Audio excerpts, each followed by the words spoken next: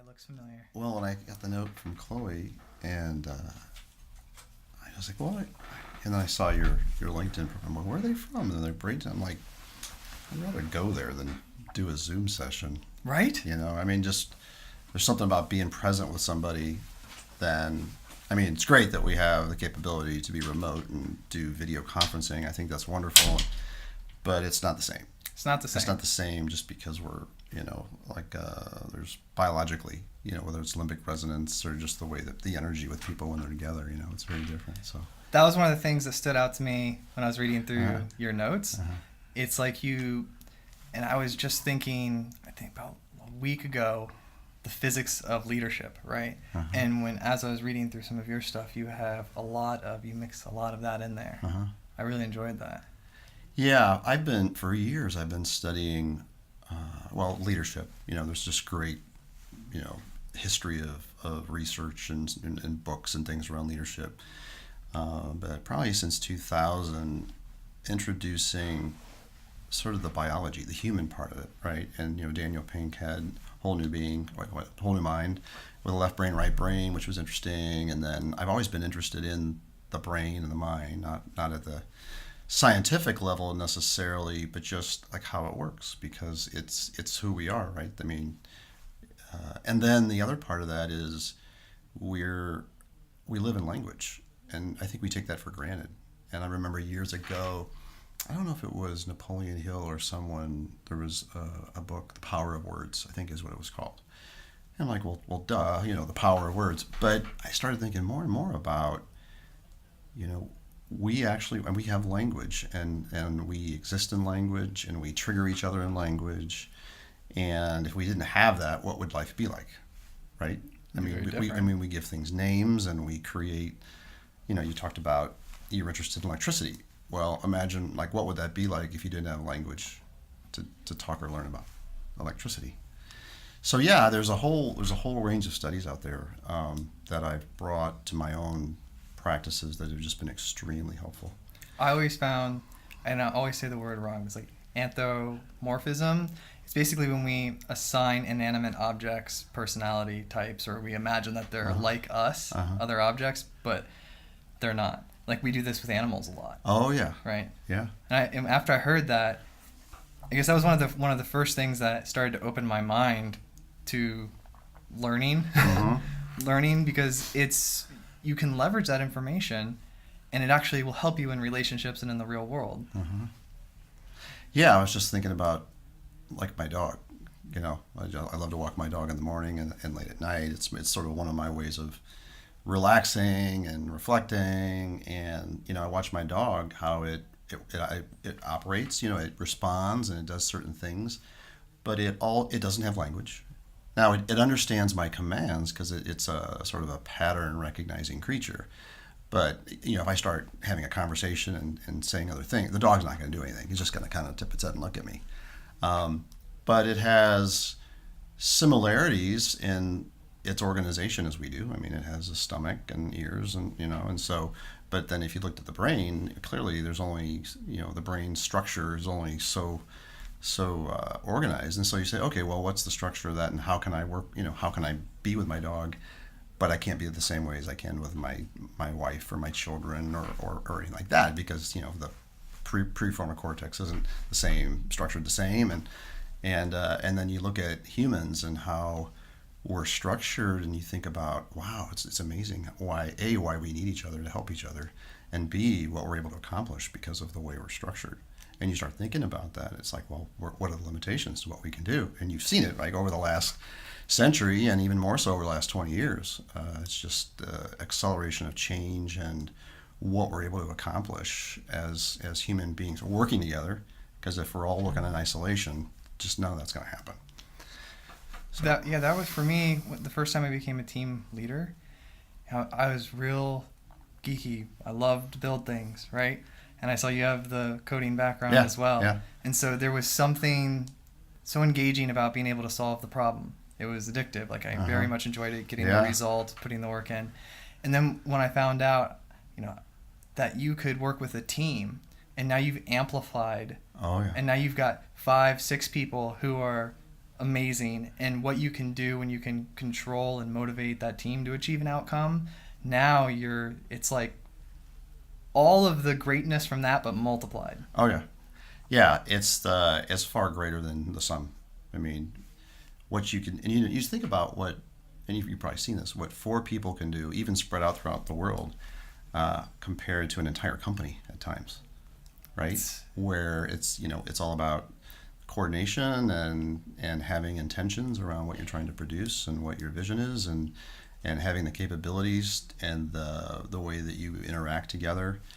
It's amazing what can be produced versus alone. I see some people, Yes.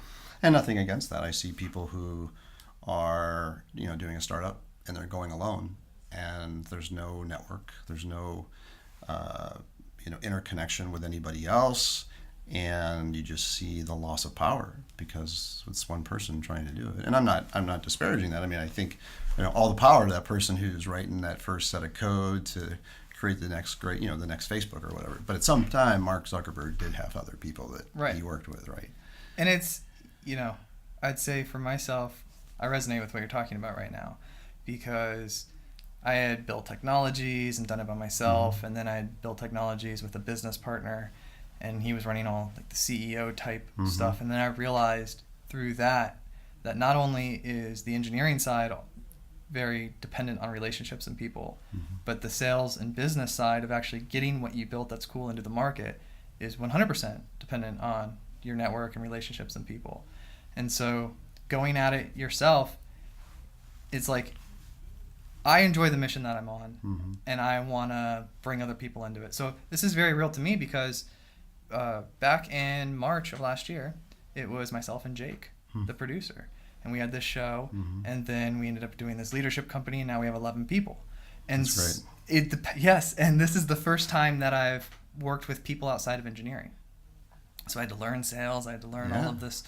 And what I realized is that the money to be able to bring in people is so powerful and beneficial that I just severely underestimated what I could do with 5 people versus what I could do just working 16 hours a day. Like it's hard in my mind.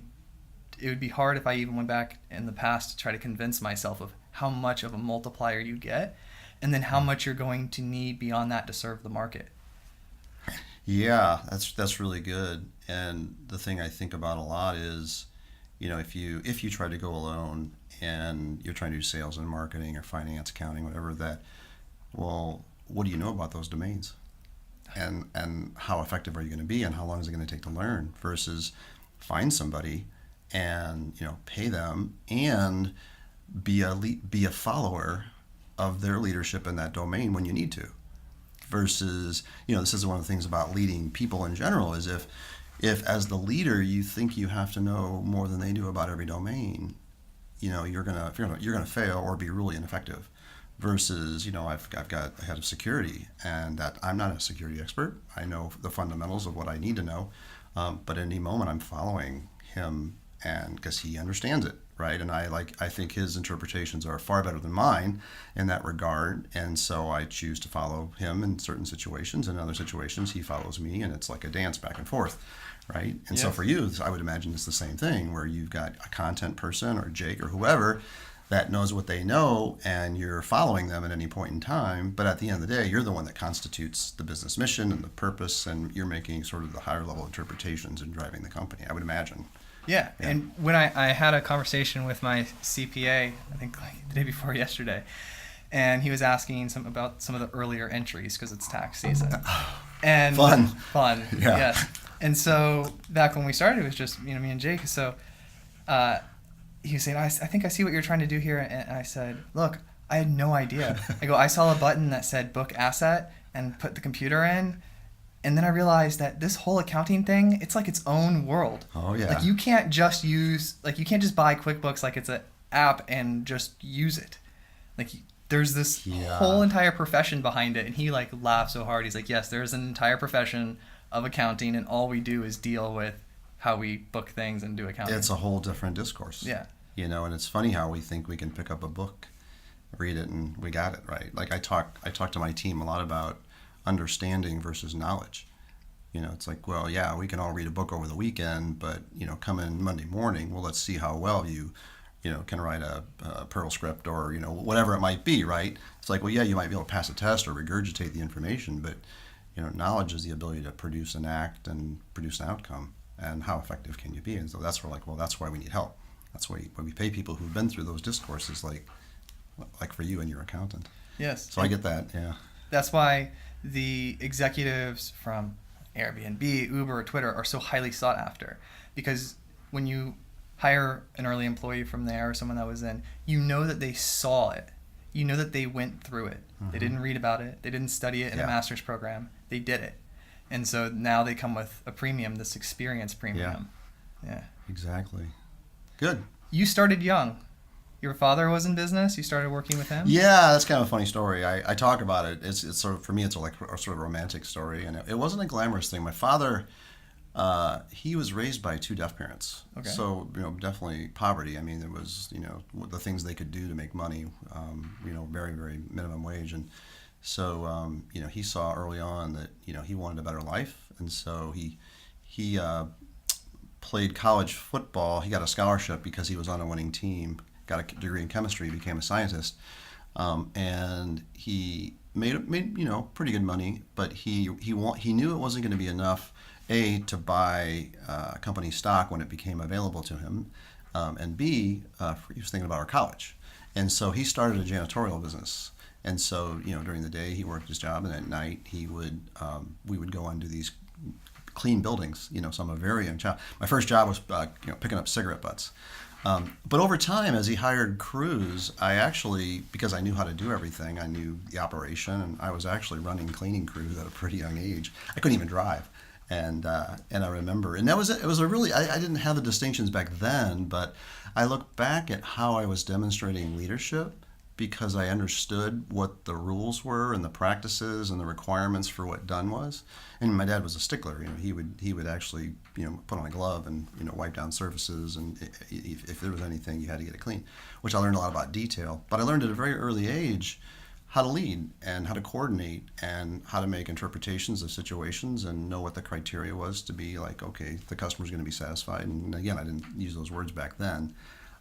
But so that was sort of the beginning, and I think over time I've always sort of gravitated to leadership just because I learned how to like look at what's a situation and how to coordinate people around it, and in fact I love software engineering. I love to code, but I kept getting put in management positions, and for a while I thought, well, I must be really bad at writing code because they keep putting me in management positions. Maybe I was.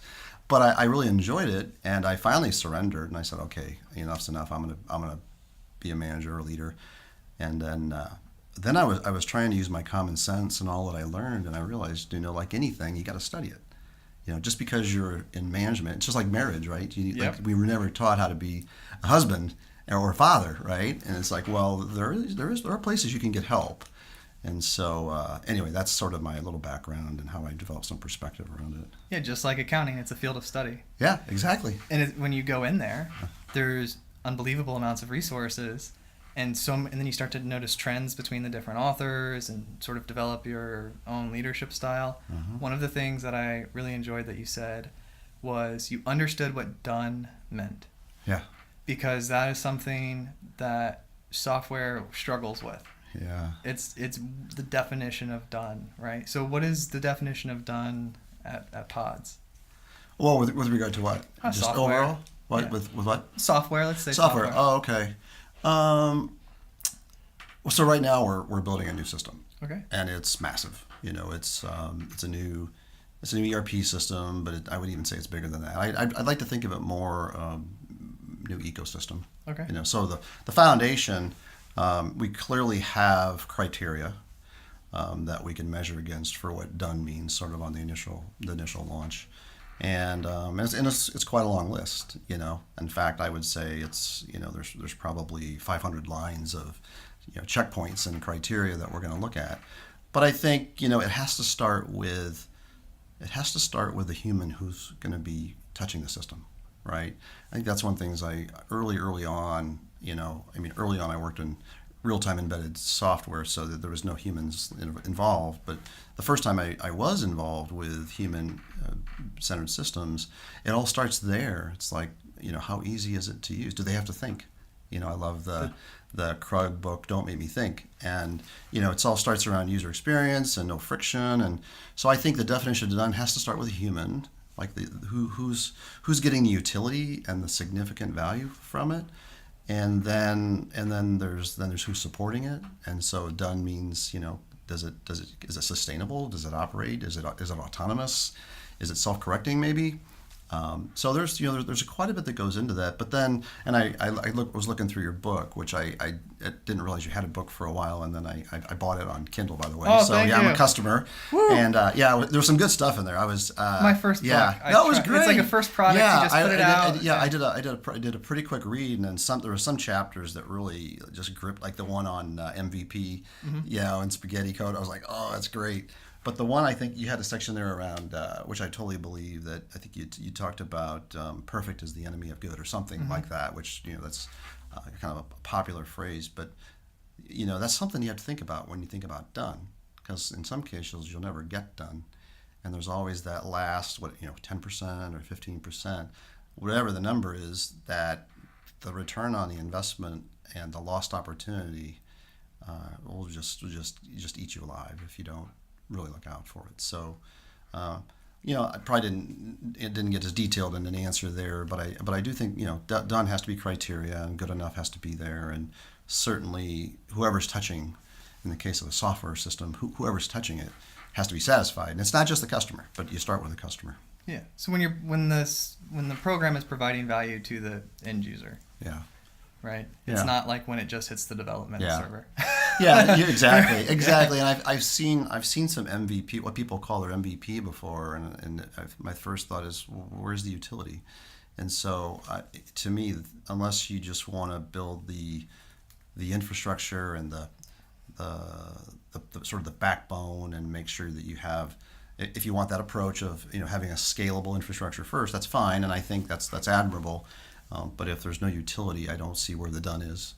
For my criteria, now for their criteria, maybe that was done. PODS. Yeah. How did you get involved? How did you find PODS? Yeah, that's a great story. What a great company, and they've got just a wonderful history. So I was in St. Louis for about 20 years.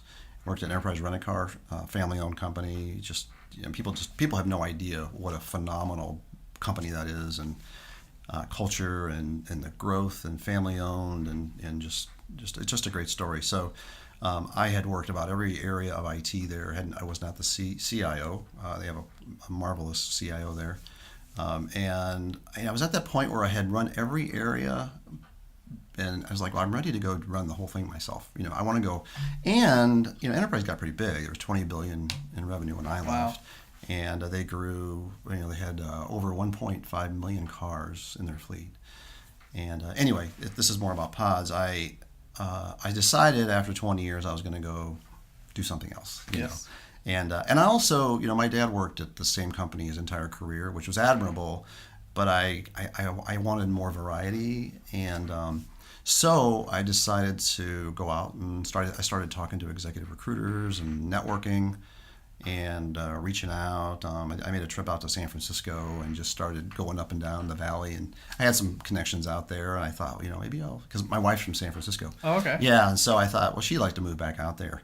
And then I realized this is a young place, and I think age discrimination could be really alive and well there.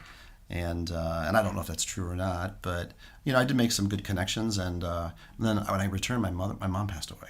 Mm-hmm. Which might resonate with you. We have a similar background there, and it was she had been ill, but it was a sudden death, and so I kind of put everything on hold.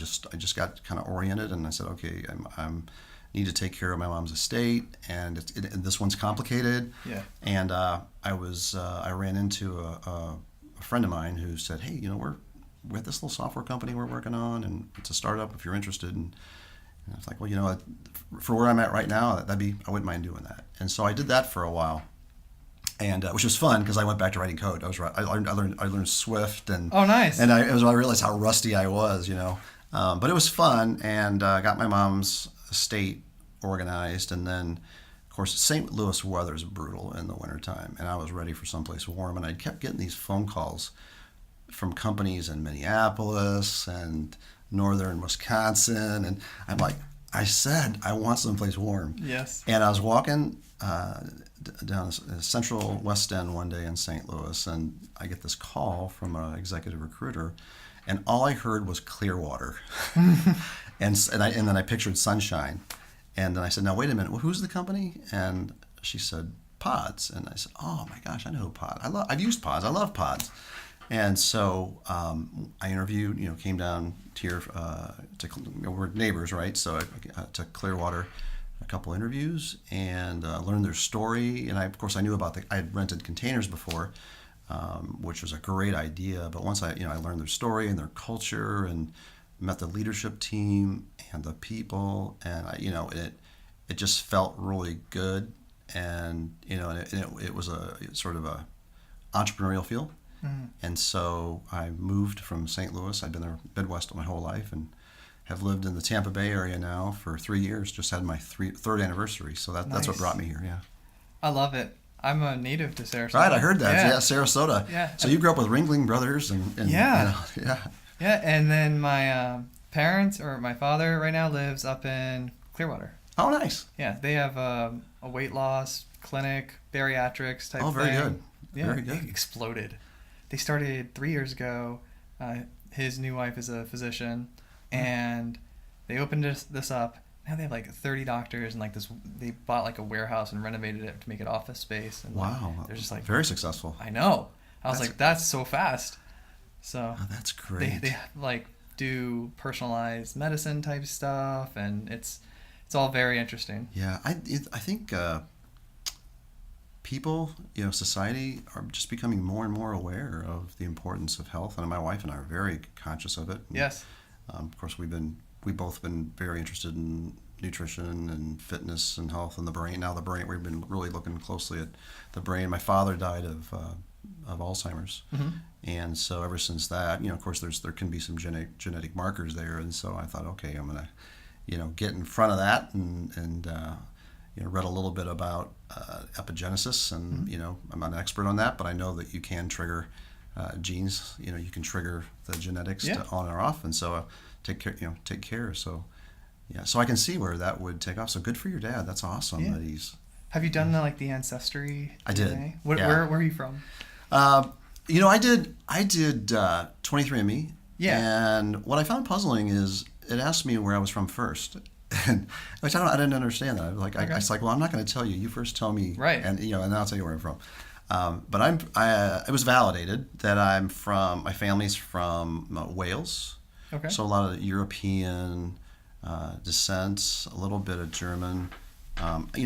I'm most certain I have Native American Indian. I mean, I remember spending time with my great grandmother as a child in Oklahoma, and it was very clear visually she was, Native American Indian, but that didn't show up.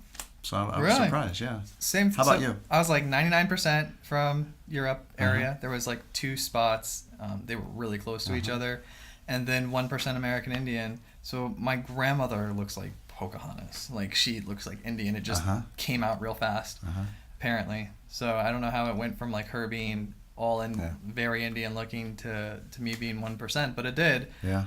It was enough though for my brother is actually when he went to med school, he registered. He has like a registered tribe and everything. Oh wow! Yeah, I didn't go through the registration process. Well, that's really cool. Yeah, yeah. I find that fascinating. I know. My dad studied genealogy. It was fun to watch, like pre IBM PC. He did all this by hand and by mail. He would write letters to the Mormon church in Salt Lake City, and he would like reach out and use the U.S. postal mail to communicate with family members and relatives and build this family tree. And then he got the IBM PC in 1980, and he got this family tree software, and we used to treasure this database. Like, oh my gosh, what if anything happens to this data? This disk on my dad's so we'd back it up, and then when of course he had passed away, and the family's like, well, who wants the PC with all, and I'm like, seems to me we can get at that data Yeah. with the internet and all of the sources that you have now. It's amazing what's available now. Did you copy or transfer it over to like a ancestry type thing, or did you just leave it on the computer? Nah, we just left it on the computer. Yeah. Yeah. You are the most well prepared guest I've ever All had. right, what do I get? You win. You get a copy of the book. All right. Woo! Oh, these notes. I felt like you just sent me the outline for your leadership book.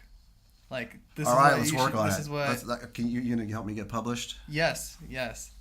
Building a learning culture. Knowledge is different than understanding. I loved that. Right. I like how you separated this idea of, book studies are accumulating knowledge. Yeah. People feel like I read the book on rockets and now I'm a rocket scientist. Yeah. Or it's entertainment. Yes. Which is okay.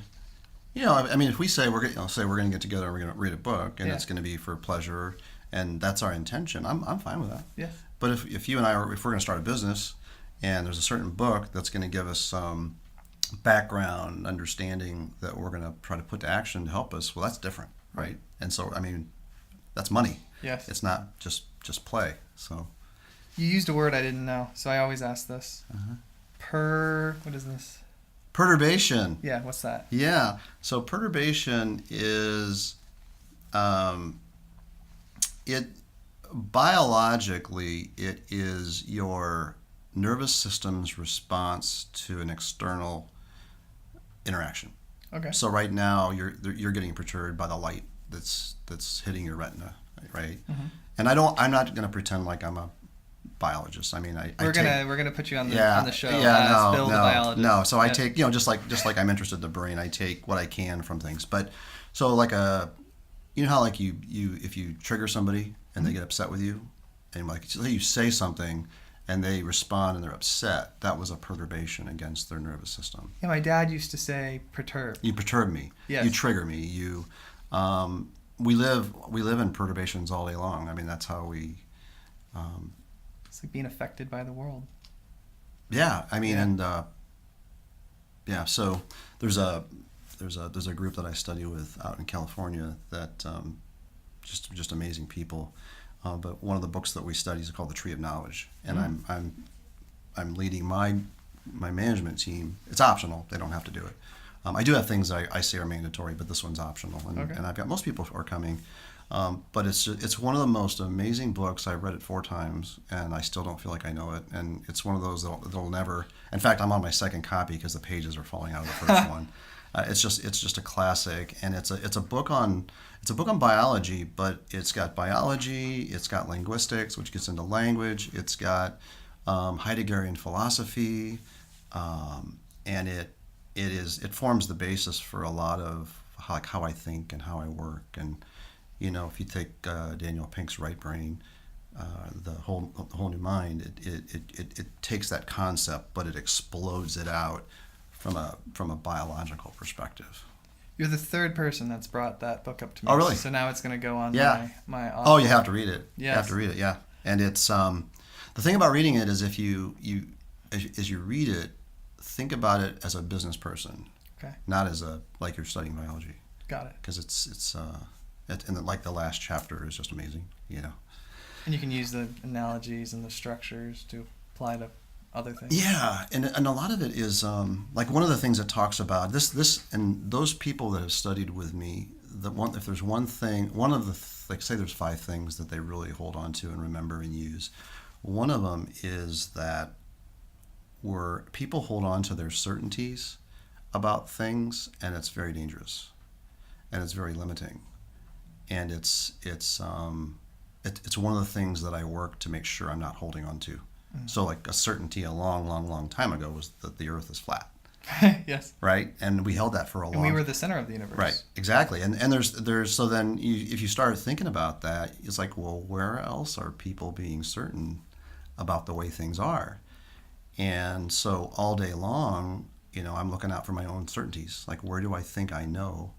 Like one of the things the book talks about is early on there's a little exercise you can do, and on the page there's a plus sign and there's a dot, and if you stare at the plus sign and you bring it close to your face, at some point in time, the dot disappears. And what it's revealing is, and as you're reading it, the light's, is perturbing, your eye.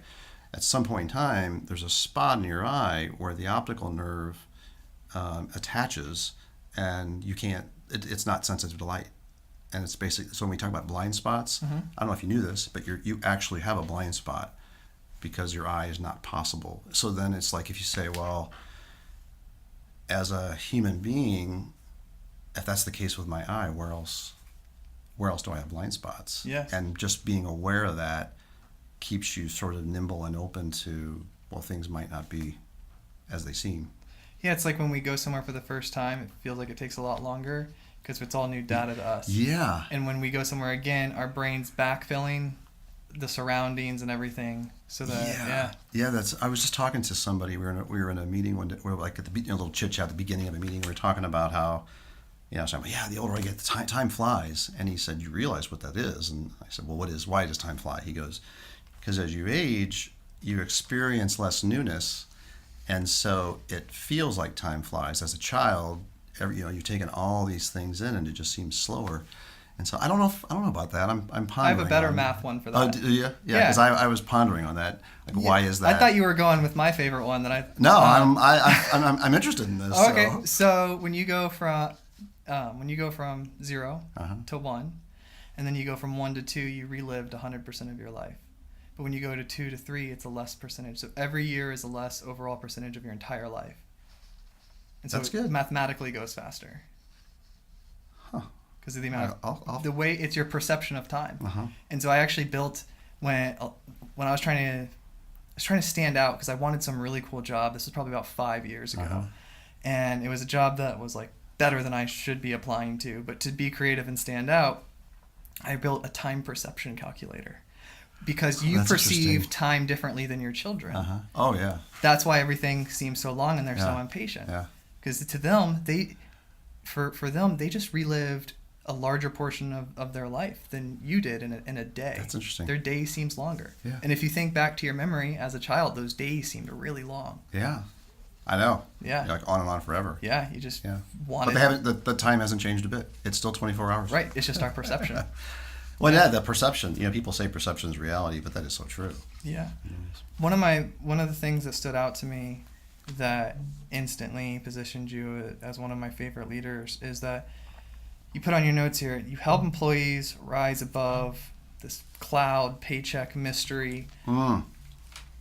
Make it clear. You make it clear what the value is. I try to. Yeah. And one of the challenges I find myself in is speaking to people's background, like when I talk to people in a way that they really understand what I'm saying. And that sounds obvious, but so for example, let's say I knew nothing about computer science or computers at all, and I come and you're talking to me, you're going to speak, because I know nothing about computers, you're going to speak to me in a way that so I can kind of get it.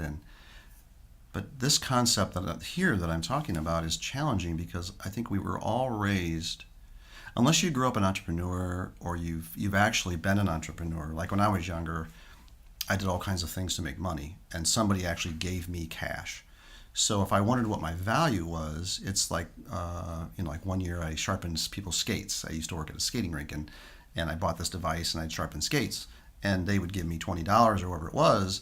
And I knew what the value was I offered because they felt like the sharpened skates were worth $20. But if you think about the corporate environment, and you get everybody's working, customers are buying product, revenue's coming in, we're spending money on new containers, money's going out, and at the end of the day, there's a surplus of cash, and then some of that's used to write paychecks. And how do you know? So if I give somebody a paycheck, how do I know what the value is? I mean, how do I calculate the value of what they produced or what their offers were, or as like in an entrepreneurial world? And so so I talk about that, and talk about there is the market, and there is what Java software engineers are going to make, or business analysts.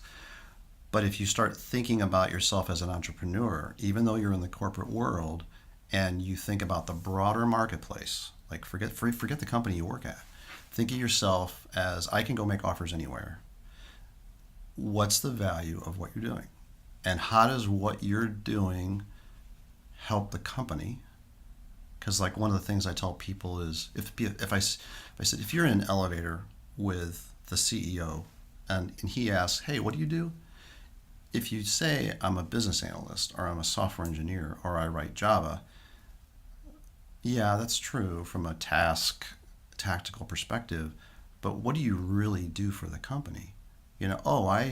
I write software so that our customers can get their containers as quickly as possible in the most easily way to take care of their needs around their moving. Or, John, I'm helping you increase revenues for this company. Or I'm working on reducing our costs so that next year our EBITDA is going to be better. That's what they care about. That's where the value is. And you're not getting a check because you're writing Java. And I think, and one of the things that I used to do, I did at my last company, was because one of the things we heard on employee feedback from employee surveys was, I don't know how I fit into the company. And I thought about that. I'm like, okay, how do I help people know how they fit in the company? Well, it's their value. Well, what's their value? And we actually had some breakout sessions during an all hands where we all created value narratives. It's like, okay, you need an elevator speech, and it's not I write Java. It's, I am helping the company. I am helping customers take care of their transportation when their car is wrecked, at Enterprise or whatever. And because, if you think about the difference between money and currency, currency's cash, and yeah, you get a paycheck, but money is the value. Money is an exchange of the value. Right. So anyway, I don't know if that makes sense, but no, it does. Those are the comments. But it's and a part of it is to get people to think, and out of the busyness of the workday, and then more into like the actions that they're in to take care of whatever commitments and obligations that they have. It's like with PODS, right? A lot of reasons people use, or a recurring reason is moving their family. Yep. So you can almost build the story of the family who's going to, they're upgrading, taking a more prosperous job and taking a big step in their career, and you fit into that life cycle. So it's like, I may be doing something with GPS coordinates, right, of tracking our pods as an engineer, but what that's really helping doing is reduce the cost of lost pods so that we can allow it to be more cost effective for families to take opportunities and be able to move across the country and improve their lives. And so if you connect your scripting back to that happening as a mental image, that it's not nonsense, it's reality. Like, that's why you're doing it. And so connecting your work back to the value that you bring the customer is incredibly important. It's motivating. Yeah. We often talk about, I think our mission statement, a big part of our mission statement is giving our customers a peace of mind. Because if you've ever had anything in a container and you don't know where it's at, it's a little nerve-wracking, especially... You track containers? I just made that up. Yeah. Okay, cool. Yeah. And they're called containers, by the way. Yeah. Right? Yeah. Not Kubernetes. Not pods. Not right. But yeah, and so if a customer cares about their belongings and knowing where they're at, or they care about the driver showing up on time, then we need to take care of that customer concern. Now, you've said, what just triggered in my head, you've said that when you handed me one of these little toy containers. Yes. Right? That have the PODS logo right. on them.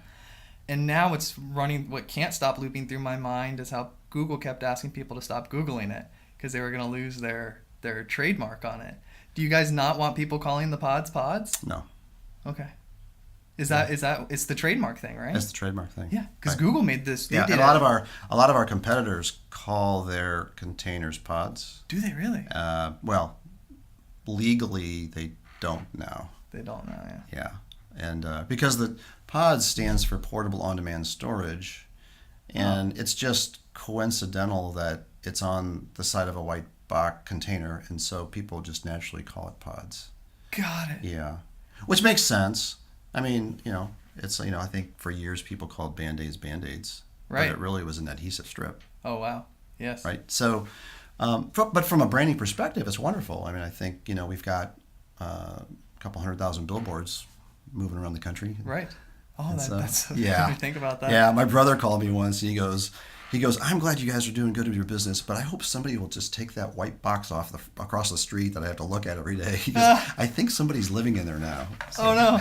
I saw one at Synapse. You were at Synapse then, or did you know that there was one out front, big container out front? Yeah. We also do commercial applications now. Oh, okay. We're getting, we've been in it for a while, but that's kind of a focus area, is focusing on commercials. So for example, a Walgreens might want to remove all of the fixtures in the cosmetics section. Got it. And over a weekend, we can put all the new fixtures in a container, and we have steel containers. We're buying more steel containers and fill that in, prepare it with a kit, and then they can do it for a whole bunch of stores, and then all those containers can go out on the parking lots, and over a weekend, Monday morning, they can have a whole new finish on the inside, and they take the old ones out and put them, and we take them back. So that's just one application. But we're showing up at concerts for merchandise. So and as the concert touring committee or groups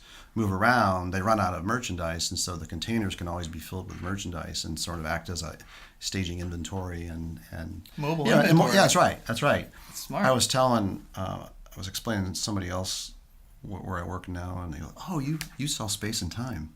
Ooh. And I'm like, "Yes, we do, actually." That's if nice. you think about it, yeah. And then you start thinking about the different form factors that you can get into around that, because it's convenience. I mean, we used to have pretty nice patio furniture back in St. Louis. I thought it was nice. I spent a lot of money on it, and I didn't want to leave it outside over the wintertime because the mice get in and things. And there was a couple years I'd go get my son. We'd rent a U-Haul truck, go to the U-Haul, come back, load up, go to the fixed storage, come back, and just logistically it was tough. And then I thought, I'm going to try PODS and get containers. And it was wonderful because they brought it and put my patio furniture in, and then they took it and put it in the storage center, and it was just so much more convenient. What's the size of PODS technology organization?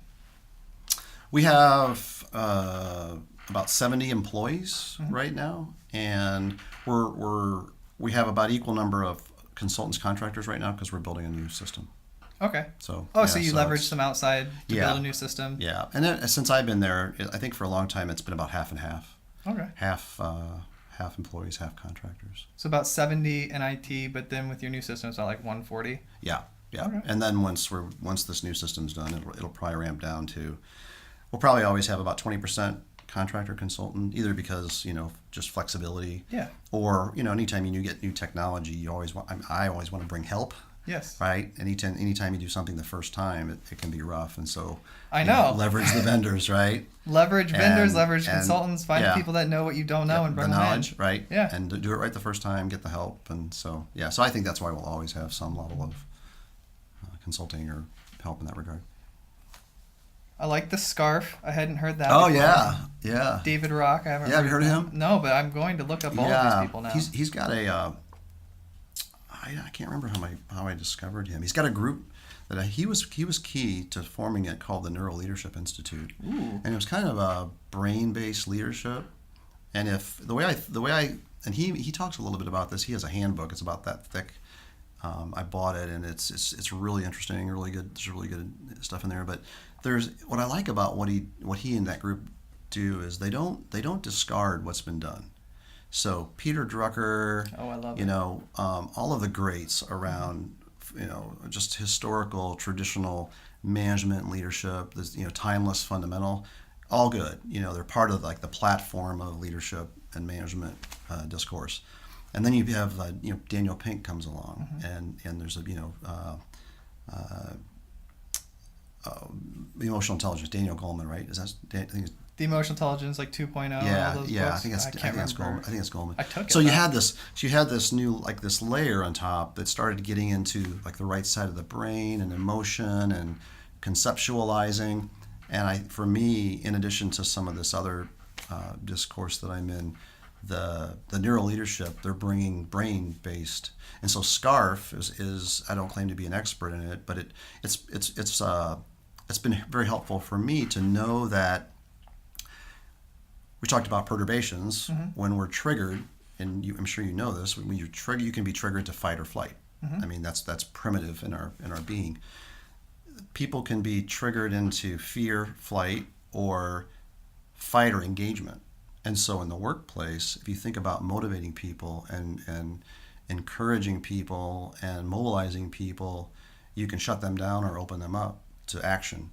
And SCARF stands for status, certainty, autonomy, relating, and what was the last? Fairness, yeah. And so... This was not a quiz. Yeah. It's been a while since I've looked at it, No. but it's just true. I mean, people care about their status. They they want certainty. Like that's why people are like, what's our vision? Where are we going? And if they don't have that, they're uncomfortable. Ooh, fun point with that. It's a lot like taking a shower. You have to do it every day. Like, yeah. The vision, just because it's not like a check mark. Like, oh, at this company, I have communicated the vision. Check. I've done my leadership task. It's like a constant thing. And we forget that as leaders, don't we? Yes. One of my teachers says that if you can't hold your vision statement in your mind and you don't have it like on the tip of your tongue in language, it doesn't exist. Ooh, so as soon as you lose it, it's like goals or anything. You write them. One of the reasons you write them down and you put them on the wall is you don't forget them, because as soon as you forget them, they don't exist. And same thing with the vision. And if we don't, it's one of the reasons politicians say the same thing over and over again in their their lobbying and their party or whatever they're doing. We're running for campaign is because they keep it in existence. And they keep it simple so it spreads. Yep. Yeah. And that's what we have to do as leaders, right? Autonomy, if we don't empower people, if they don't feel like they're in control and we're micromanaging, they're going to shut down and they're not going to be as effective. Relation, we talk about, there's a lot of talk about today and millennials need to be, in groups and communities. That applies to everybody. Yeah. We're socially oriented as human beings. It's not apply just to millennials. Yeah. Right? It's like why? It's like they want to be in groups and tribes. It's like that's what we do as people. Yeah. And fairness to me is about consistency. Right? It doesn't mean equal portions for everybody. It just means I'm fair in the way I approach, the way I work with my team, and it's consistent, and then that builds trust too, because they can trust that you're going to be consistent, you're going to do the right thing.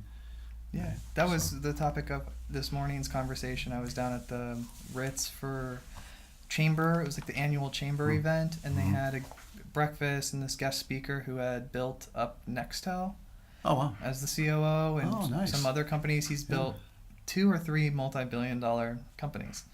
And I was like, let's go listen to that guy. Yeah. That's accomplishment. Yep, let's go listen. And his first name was Joel. So somebody actually, a lawyer that had heard me speak at like an Ivy League event, messaged me and said, hey, this guy's name is Joel, and he's got the whole billionaire thing going on. I think you'd want to hear him speak. I have an extra ticket. Do you want to come? Nice. And I said, yep. She's like, does it mind that's like at 7 a.m. it's a breakfast? I'm like, nope, I'm up at 4 or 5 in the morning. Right. So like I can be there. I'm an early person. Are you early? I know. I listened to one of your podcasts. You said you're early, and I think I was walking my dog listening to your podcast, and it was 5:30, and I thought, oh, Joel's already run by now, because he says he runs in the morning. I do. Yeah, I run in the morning, and when it's too cold, I have to go to the gym and run. Yeah. I prefer the outside run. Yeah. I like the outside run. Well, you get to see things, and you get the fresh stars. Air. Yeah. The only time I don't mind. I don't run a lot, but like if I do. I like to do, it's called, there's different names for it. What I heard it is peak 8. Okay. And so I like to do that on a treadmill just because I can get it over with quick. But it's basically like 8 wind sprints for 30 seconds, but you take like 90 seconds in between. It's like interval, or there's other names for it. But yeah, when I for a while there, I was going to a spin class, and they have that concept of like, it's a lot of intensity and a lot of break and a lot of... Good for your heart, good for your brain. Yeah. Yeah. I'll tell you what, I feel alive. Yeah. I feel really alive after my morning workouts. Yeah. You got a great story, by the way. Your car wreck. Do you ever talk about that? Yeah, I don't talk about that on the show a lot. But did you see the video? I haven't seen the video. Is it okay if I bring it up?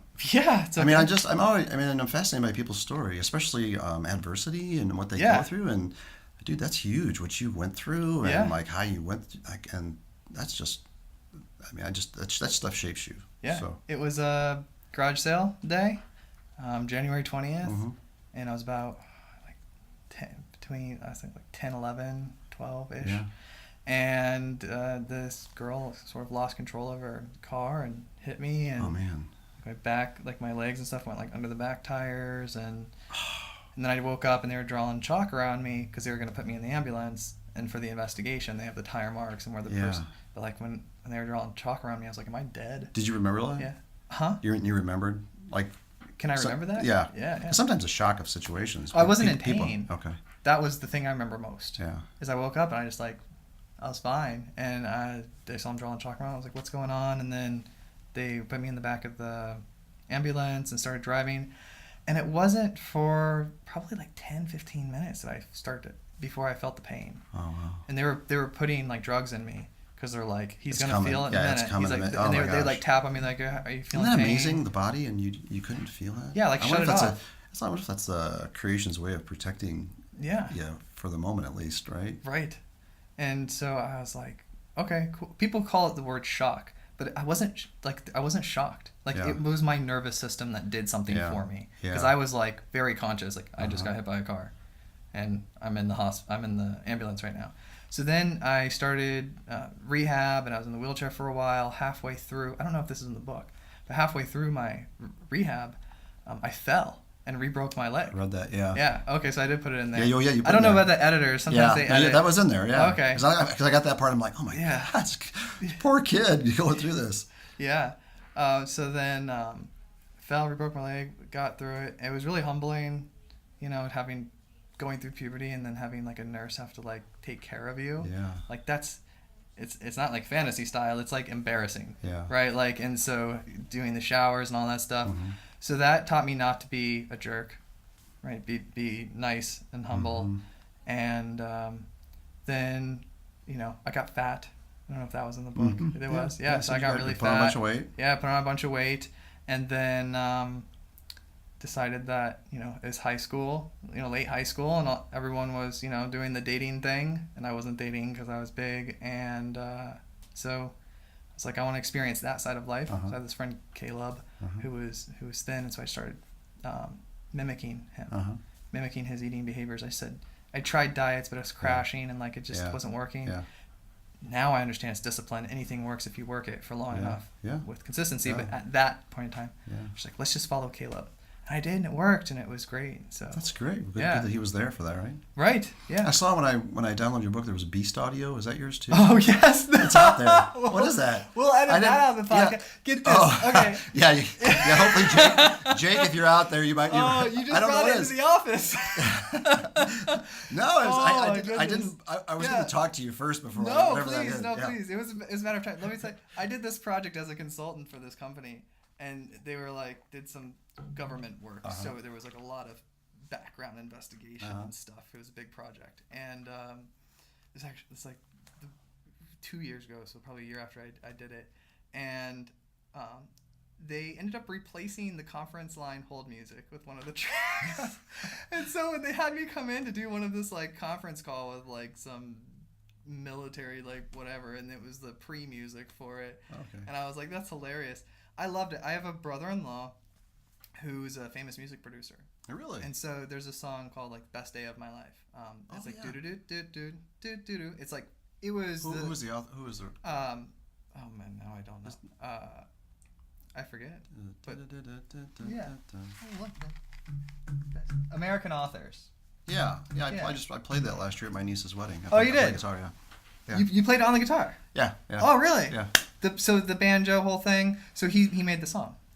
He's the producer. Oh, nice. Yeah. So they found American authors in Boston at some bar, and they had gotten together, and they said, hey, why don't you come up to Westchester where they lived in New York, and we'll record some stuff and we'll try to work it out. I found out the way they actually do these recording sessions is they come to his house, right, or their studio, and they spend 3 or 4 days together and they write an album. They put down the first version of the album. Then they slowly let people come in and do different parts, and like the producer start layering. Yeah, they start layering it, having they'll have like guest drummers come in just to put it down or something. Yeah. And then they start. He adds a bunch of instruments, and then he's like, the art is taking away. So they start taking away different parts. Yeah. So they overhead. And they couldn't get the song right. And then they were like stressing out about it, and they're like, well, why don't we just flip that one to be a banjo, right? This like specific style of banjo, and they flipped it into the banjo, and they're like, that's it. That's what's gonna make the song. So that was something that it wasn't originally in the song. It was in post production. They switched it to a banjo, and what's also interesting is, and I know we're off topic here. No, it's fine. What else is interesting is I played guitar with a friend of mine. He was country artist and working, doing CD and that sort of thing. And went to Nashville, and I didn't record on his CD, but I was in the studio with him, and there's all these different musicians, Carrie Underwood's, fiddle player, and all these people, and we were talking about how they record the core song, and then they'll have tracks with instruments for country, like a fiddle and a steel guitar, a banjo, and then they'll do additional tracks for the pop stations, so electric guitar and a keyboard, and then so they do a track for the pop stations, and they take out all of the sort of the country pixie dust, and then they kind of flip it for the other, and I just thought that was fascinating. Just the way they're thinking about it's the same song, right? But it's two different sort of arrangements and for two different genres. Yeah, and then they make another fun fact that I like is people who watch TV, when they do like the little promo for a show that's gonna come out, it's like Saturday, whatever. They actually have to make that like a song, and then they clip it out because of like some licensing issue. So they will write a small song. I wondered about that. And specifically make it like that. Oh yeah, because I always wondered, like, they're ripping off something here. How are they doing it? Yeah. So you make it a song, and then they just clip that section of it. You can't just make the 15-second clip. Okay. And I was like, well, that's cool, because they do stuff for like Pepsi commercials. Yeah. It's also very, like, any area I go in life, I realize this. It's very relationship driven. So there's great songs that they make, some songs that are better than others, but because of the relationships as the world is turning, people favors and friends, and like it's all networks. And so sometimes the network is busy and they have a great song, and so it just doesn't happen. Yeah. Because having a great song and then having it get into the consciousness of like society, two different things. Yeah. So he was hanging out with me, and we were like, hey, let's I talk a lot, and people like my family and stuff, they'd say I'm very motivational, like, when I'm talking. So he's like, and I was writing at the time. I was just writing these motivational things for myself, like, and he's like, oh, we should record them. Like, let's just record some. And I was like, all right, cool. I was like, I've never done this before. He's like, yeah. He's like, just take some of the things that you write, and like, I think it was like a grandparent or some farther removed relative had passed away, so he flew down. He's like, let's just record some stuff. I'm like, okay, let's do it. Oh, that's great. Yeah, and so it was fun, and so we did that, and it comes up on my AirPods sometimes because it's in my Apple Music. I make like $200-$300 a month off of that. Well, I'll buy that too. I wanted to make sure I knew what it was before I bought it. Well, I didn't know if it was you. I mean, it had the same name, right? Yeah, no, it's me. I figured it was. So. Oh, it's motivational, like, speeches, essentially. Like motivational I'll have to download rants. it. Yeah. And I would write them like while running on the treadmill or something, or cooling down on the treadmill. But you gotta find ways to stay motivated, because motivation is like, it's ephemeral, right? Yeah. One of the things I started to do some writing about this. In fact, one of the things I was thinking about, probably 3 or 4 months ago, was the importance of bringing creativity, passion, art into the corporate environment. Like, if you watch an artist, whether it's an actor and a painter, musician, and you look at the passion and the intensity with what they do. If everybody in the corporate environment worked with that kind of passion and intention and creativity and discipline, can you imagine what the output of the company would be? And I'm not saying people aren't doing that or they don't intend, but it's kind of a concept. And so I was even thinking about this. In fact, I actually bought the URL and was thinking about playing around with this concept of the corporate artist. But when you hear that, you might think, oh, somebody paints for company. Like the way how that perturbs somebody, like, well, what does that mean? Maybe not be it, but I was thinking there's something there that I'm interested in talking about. I believe that people have it inside of them. Mm-hmm. Often it's like they need permission to express it. Like I think more people feel like that inside. Mm-hmm. Well, there's something shutting them down. Yeah. I talked about the scarf model. It's like, well, what is it? Fear? Is it, belief you have to belief you have to like bridle it or heart, filter it or whatever. Where if people would just be their authentic self and be able to flourish naturally within the ethics of the company or whatever. But that's the hard part. There's always advice, and then there's the way people misinterpret. Yeah.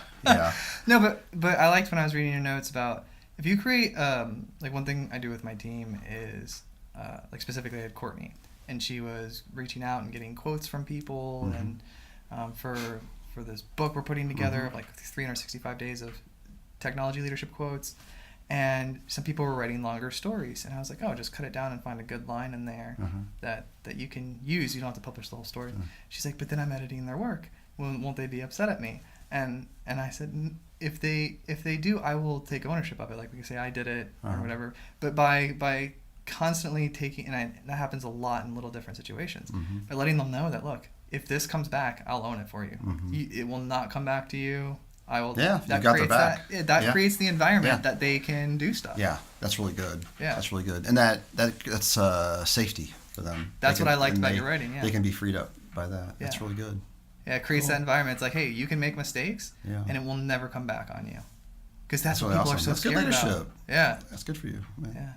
Yeah, you're fantastic. You want to call my wife and tell her that? Yeah, I'll write a letter. My children. No, I was looking forward to meeting you, and I listened to a few of your podcasts and just your energy and your passion, your enthusiasm. It's contagious for sure. I'm sure you've heard that before. I love it. I just like getting to talk. Like, this is my job, and for me that's unbelievable, because I thought that I would have to pursue I didn't see it happening like this, and I thought it was a lot farther away than it was. And I stopped thinking about it. I stopped imagining it, and instead took the time I was spending imagining it and just started taking one step closer to it. Right? And so I think my takeaway from this experience is that it takes less work and time than you would imagine. I know everyone says the opposite, it takes way more time. But if you replace all the time you spend daydreaming of a different future and just replace that with taking action towards it, that's really good. It just that's happens. really good. You need to write that. Yeah. Get that off the recording. I think we recorded it. Yeah, you got that. Hopefully Jake didn't have the machine turned off. That was good. Oh man, no, but that's what it was, and it's changed everything, and my entire life has changed in the past 2 years. Yeah. And I like it, and so I'm excited about what's going to happen over the next 20 years. Yeah. What's your number one purpose for what you do? Right now? No, just in life. Like if somebody said I'm interviewing. It's my podcast now. Okay. I'm asking. Yeah. No. Bill Tingle podcast. No. Yeah. No. What if somebody said you can only say one thing? Your purpose in life. What would it be? Yeah. Helping, teaching people. Yeah. It's by far the most selfish thing I can do. I get such a biological, chemical reward from it. Yeah. It's selfishly altruistic. Yeah, yes it is. I'm a huge fan of that concept, because you would think I used to cringe at that when I would hear people say that. Like, no. I used to be very dismissive. I used to be negative. I used to think the self-help stuff was nonsense and garbage. And it's because I grew up in this environment, and I don't know, no one specifically said it to me, but the feeling was that they're, the not good salespeople, right? The motivational speakers. Oh, it's just garbage. They're just going to sell you stuff that's not true, and they're just there to sell books, and they're just saying that hype. So I had this negativity about it, and I guess I got frustrated enough with not getting what I wanted out of life, because I have a natural drive, and I'm like, let's go try the one thing that I haven't tried in 30 years, and let's see if that works. Let's start taking the things that I'm certain about and questioning them. And I real quick found out that all that self-help stuff, incrementally improving yourself over time, that works. The real test is in the outcomes, right? That's the results. Because self-help's gotten a bad rap, and there's probably a seeming cheesiness with some of it, I suppose. But for me, the real question is, I'm open to all of it. The question is what's it going to produce? Unless it's entertaining, and that's okay. Yeah. So if the end is I want to be entertained, then okay, I've accomplished what I wanted to accomplish. But if no, I want to produce something and I can produce it, well, then call it self-help, call it knowledge. It doesn't matter, right? It's like Right. I'm producing something with this. Yeah, you just get frustrated enough to where it's like results. It's like I even remember those moments. You know, I was thinking to myself, I just need to find something that works. Just like show me something that works on like a physics level in business and in life. Like I need something real, and then I started following some of the like Jim Rohn's type people. Yeah. Like Yeah, I listened to Tony Robbins. I was like, that's cool. But then I heard in one of his speeches that his mentor is Jim Rohn. Yeah. Like, I'm gonna put Tony Robbins over here. I'm gonna learn from his mentor. Yeah. And then I learned Jim Rohn's mentor is this guy named Earl Shell. Oh, yeah. And then I started listening. He doesn't have much content because it's dated. Yeah. Yeah. It's funny. When I was how old are you? Can I see you? 31. 31. Gosh, to be 31 again. That's awesome. You've done a lot at 31. That's congratulations for you. But I remember my late 20s and probably early 30s. I'd go to the library and I'd check out this package of cassettes, and it would be like Jim Rohn cassettes or all the whole Nightingale Conant, right? Mm-hmm. And I wasn't in sales. A lot of them were meant for salespeople, but I'd go check them out because and it wasn't just made me feel good. There were ideas in there about how to get organized and how to treat people and what people's needs are and how to interact and how to like whether it's influence, not manipulative influence, but just how to I would say now how to trigger people to action. Yeah. And but I remember I'd put those cassettes in, and then I'd take them back and get another set of cassettes. And Yeah. of course now you just download it off. Every morning. Yeah. Every morning. Yeah. I'm not kidding you. My alarm clock goes off. I use this thing called Sleep Cycle that like tracks my sleep and everything. And AirPods go in, and it's like either Jocko, who's like a Navy SEAL guy that has a podcast talking about discipline, or it's Jim Rohn, or it's Les Brown. It depends on my day. Sometimes I need some rah-rah speeches. Sometimes I need some tactical things. And so I have my different people for my different things. And so, I mean, yeah, the word self-help does kind of have like a cheesy thing to it, but it works. And the moment you start getting into that orbit of that class of people, it's the rule. They like all the really successful people do it. Like they all are reading those types of books, and they're all it's just it's like that's what works. Yeah. Advice to your past self, like let's say for like first time leader advice. We have a lot of technologists that they're engineers. They've maybe been in the job for 3 years. They're pretty good at their technical craft. They want to make that transition to team lead. What would you tell them? Find those people that are doing what you aspire to do. Make an assessment of if they're truly great or they're accomplished. Like look for their accomplishment. Look for the person they are. Are they humble? Are they open? Are they appreciative? And then on a nonstop basis, look for ways to help them and ask, like offer to help them. Look for what they need, the help they need, and just help them, and not worry about what you get in return, because by coupling and interacting with those people, it's going to shape you. Just like if you're listening to self-help, it shapes you because you're coupling to that, and do it with sincerity. And I have people at work that do that, and they're always offering to help. Sometimes it's, hey, can I get you a power strip and some flip charts on the way down to your meeting? And it's like, yes, thank you so much for doing that. And sometimes it's not technology help or software help. It's just help. And to me, that would be one of the things. That's what has made everything for me. Like I do these helpful calls with people all the time. We call them micro strategy calls.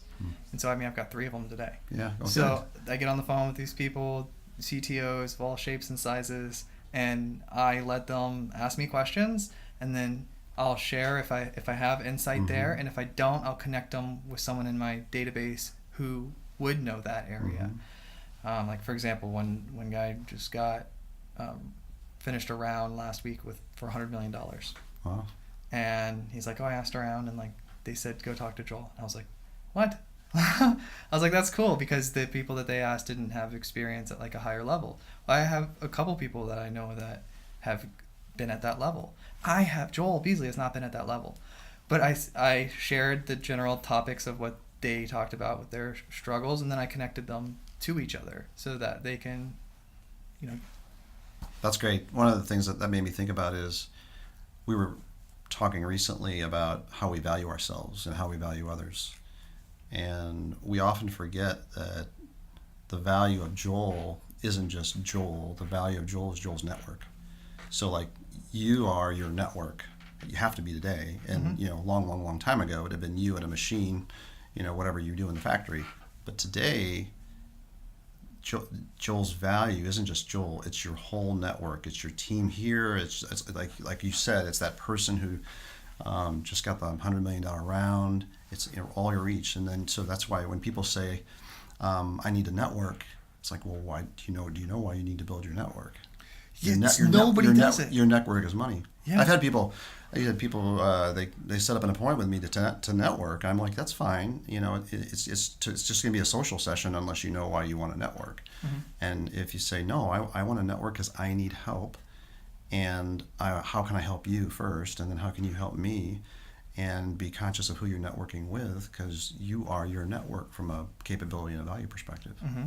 It's huge. Yes, and then learning when I'm listening to these billionaires speak and their speeches and everything like that, you learn so much because they share. Yeah. They want to help other people because it comes down to who's willing to do it. Yeah. And so, to your point, there's specific ways to ask for help.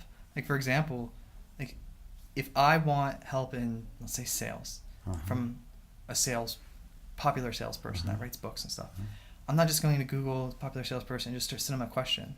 I'm going to find them, read every piece of content they've produced on sales, look at 2 or 3 other people that are their peers in the space, come up with a question worth asking, because 99% of my questions are going to be answered that I have right now from that 101 content. Come up with questions worth asking and then send them that, because they validate you based off of the questions you're asking. Yeah. When people are asking me 101 questions, I'm like, just Google it anyway. Yeah. And the way I think about that is in terms of cost and money, in terms of time, energy, in that there's an opportunity there that you say, okay, if I want to learn or get some helpful information, what cost can I take on to get as much of what's available already, and then what's not available, that's the part I want to. I'm playing back on what I heard from you. The other thing that you just triggered me to think about is there's a group of us that study together across the country, and one of the things we talk about is, and it goes back to offering help. If somebody says, "How can I help you?" and there are some times where they're putting the cost on me, they're putting the burden on me to figure out what do I need to do to help, versus if you can spend enough time figuring out what my needs are, what my concerns are, and make an offer, like have a plan of how you're going to help me, then I don't have to think about it, and you've given me a gift. And to me that's more valuable, because I'll have sometimes people say, "Hey, what can I do to help you?" I'm like, that's too much. That's going to take my time and energy to figure that out. I don't know right now. Now, if it's, "Hey, could you take the flip charts and the extension cord down?" That's different. But if it's complex and it's there's a strategy behind it, that's go do the work. Yeah, it's like if they're being lazy about trying to be valuable to you.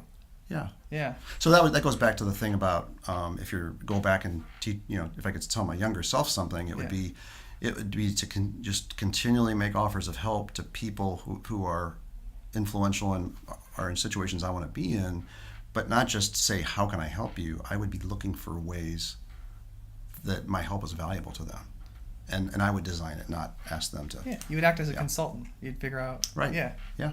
I love it. That's great advice. Yeah. This is fantastic conversation. Yeah, enjoyed it. Yeah. I'm so happy that we did the in-person podcast. Yeah, it was fun. A nice drive down. It was funny. I was on the bridge coming. I don't think I think I went to Sarasota once since I'd been here for over the 3 years. Yeah, so this is my second time down this far. Funniest thing though, I recently got a new car. I'm still not used to it, and I've been busy. And I'm going across Skyway, and I look at my gauge, and I've got 8 miles on my tank. Oh no! And I look for gas, and it says nearest gas station 11 miles, and I'm like, that can't be true. It's like, I'm gonna have to call Joel and have him come get me. But I did manage to get off and get some gas before I got here. So Yeah, that's a tough one. yeah, Yeah, because I know exactly what you're talking about. You come over the yeah, Skyway and there's it's not gas for a while. Yeah. Yeah, there's one exit too that's bad because if you take that exit, you can't get back on. Oh, really? Yeah. I managed to do okay then. So. Yeah. This is fantastic. Are we done? Yeah, we're done. Okay, good. Yeah, time flew right by. So yeah, hopefully it was. it was best. It was amazing. Hopefully we covered what you wanted to cover.